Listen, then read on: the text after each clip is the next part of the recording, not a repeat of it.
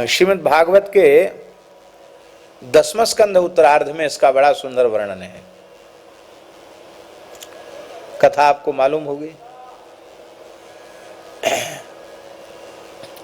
अर्जुन द्वारिका गए हुए थे तो एक ब्राह्मण अपने मृत पुत्र के शरीर को राजद्वार पर रख करके बहुत गालियां बक रहा था। और भगवान श्री कृष्ण बलदेव जी सब सुन रहे थे चुपचाप, किसी के कहते जूं भी नहीं रेंग रही थी, ऐसा सब सुन रहे थे। अर्जुन को बड़ा खराब लगा कि द्वारिका भगवान ब्रह्मण्य देव हैं, एक ब्राह्मण दुखी होके गाली बक रहा है, मरे हुए पुत्र को रखा है। और ब्राह्मण यही कह रहा था कि मैं तो अग्निहोत्री ब्राह्मण हूं, वैदिक धर्म का पालन करता हूं, मैंने स्वप्न में भी पाप का आचरण नहीं किया। पापी मनुष्य की संतान मरती है, मेरा पुत्र क्यों मरा? हर बार मर जाता है,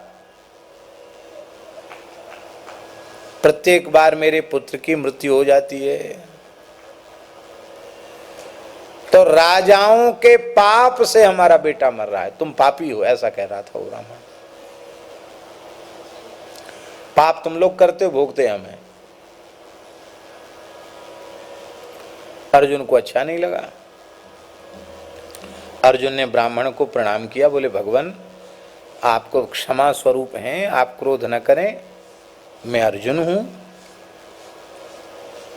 अब की बार तो बेटा मर गया तो मर ही गया, अगली बार हम यहीं हैं, द्वारिका में ही हैं, अगली बार जब पुत्र होवे तो उसके पहले हमको बता देना, हम इसको मरने नहीं देंगे।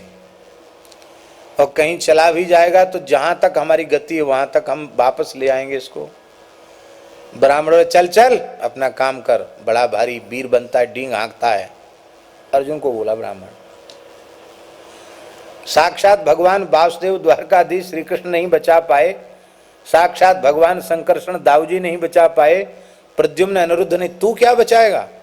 अपना काम कर।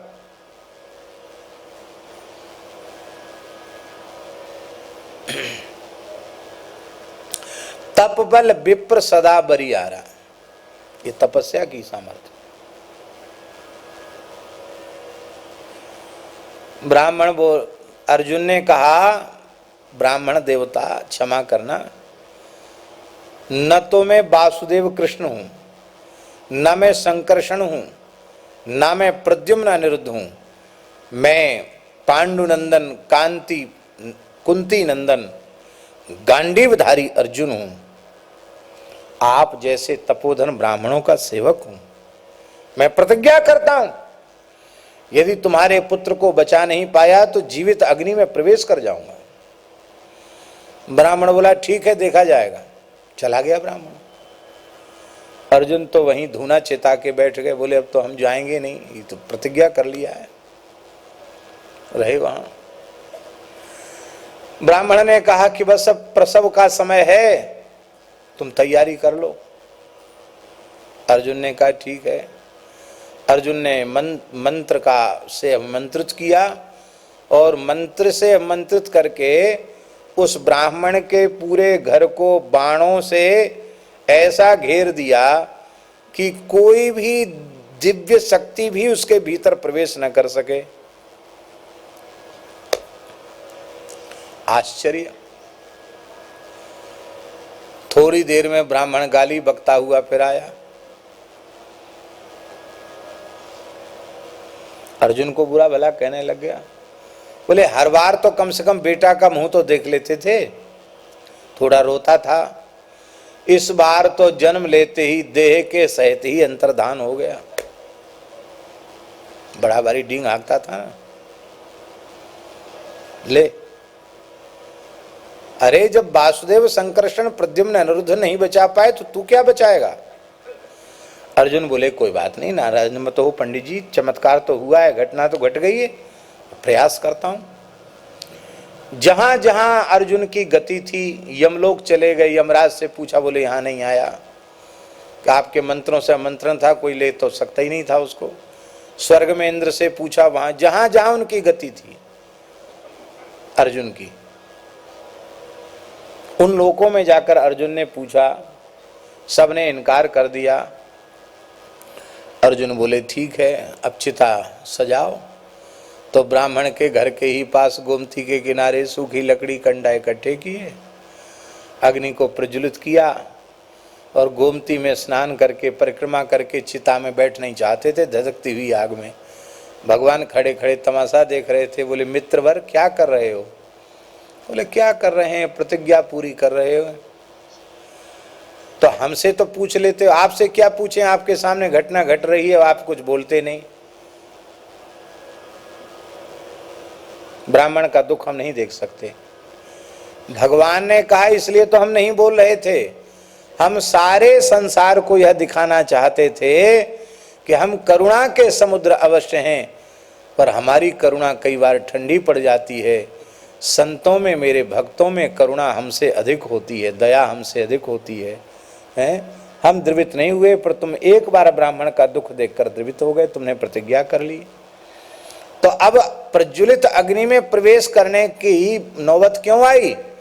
कहते इसलिए आई कि तुमने अपने बल का भरोसा किया कि मैं न वासुदेव हूं न शंकर हूं, मैं अर्जुन हूं, गांडीवधारी हूं। तो तुम्हारी शक्ति जवाब दे दिया, तुम हो तो सब कुछ, पर हमारे बिना कुछ नहीं कर सकते। इसलिए अभी जलो मत, हमारे साथ चलो, नाम तो तुम्हारा ही होगा, काम हम करेंगे। तब भगवान दिव्य रथ में विराजमान होकर के चले हैं, इसी लोकालोक पर्वत तक पहुंचे हैं भगवान। वहां के आगे इतना भयंकर अंधकार था कि भगवान का रथ भी नहीं, भगवान के शरीर की दिव्य कांति से भी वहां प्रकाश नहीं हो पा रहा था। तब भगवान ने अपने सुदर्शन चक्र का स्मरण किया और कहा तुम आगे आगे रथ के चलो। सुदर्शन चक्र मार्ग दिखाते हुए चल रहे थे। वहां पहुंचे तो भौमा पुरुष वैकुंठ है, वहां लोकालोक पर्वत पर जहां भगवान भौमा पुरुष विराजते हैं। वहां गए तो भौमा पुरुष जो वहां वही नारायण है, भौमा पुरुष नारायण है। तो उन भगवान ने उठ करके कृष्ण का और अर्जुन का स्वागत किया। और भगवान नरलीला में है, इसलिए भगवान ने वहां जाकर ढोक दिया अर्जुन के सहित। बोले आप हमारे ही स्वरूप हो, हम में आप में तत्वतः भेद नहीं है। और हमारे मन में ऐसी इच्छा थी कि आपने ब्रज में प्रकट होकर लीला की, अब द्वारिका लीला कर रहे हो, तो आपके इस अवतार काल में चरण यहाँ पड़ जाएं। इसलिए ब्राह्मण के पुत्र को हम ही वहाँ से यहाँ बुलवा लेते थे, और कहीं से तो ले आओगे तुम लोग, यहाँ से कौन लाएगा? यहाँ तो केवल आप, अर्जुन भी नहीं आ सकते थे। आप योगेश्वर हैं, योगेश्वर यत्र योगेश्वर कृष्णो यत्र पार्थो। तो योगेश्वर की ही गति हो सकती है, सामान्य जीव की गति नहीं हो सकती। यहाँ देवता भी नहीं आ सकते, ले जाओ। तो एक पुत्र नहीं महाराज, जितने पुत्र पधारे थे 6-7, सबके सबको पूरी जमात लेके ठाकुर जी चले आए। बोलो भक्त वत्सल भगवान की जय।